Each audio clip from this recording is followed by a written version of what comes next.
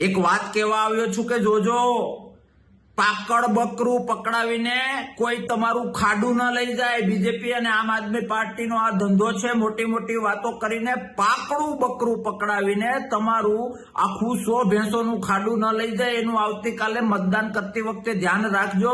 કોંગ્રેસને મત આપજો, પંજાને મત આપજો। અને હું આ એટલા માટે કહું છું કે ભાજપ હોય કે આમ આદમી પાર્ટી હોય, એણે રાષ્ટ્ર અને ગુજરાતમાં માત્ર ફાંકા ફોજદારી અને અશાંતિ ફેલાવા સિવાય કઈ ધંધો નથી કર્યો। રાષ્ટ્રને, ગુજરાતને જો વાસ્તવમાં કઈ કોઈ આપ્યું હોય તો એ કોંગ્રેસે આપ્યું છે। 7/12 જે નામ છે ને, એ 7/12 નામ, મારી જમીન, મારું મકાન, એ કોંગ્રેસની દેણ છે।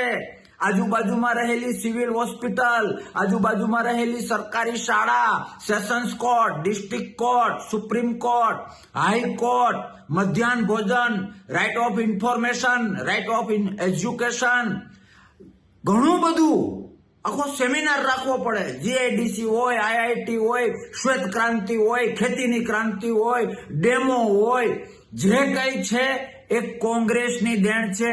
અરે તમે અને હું જે તાગડધીનના કરીએ છીએ, એ બંધારણ, એ કાયદો, એ કોંગ્રેસની દેણ છે।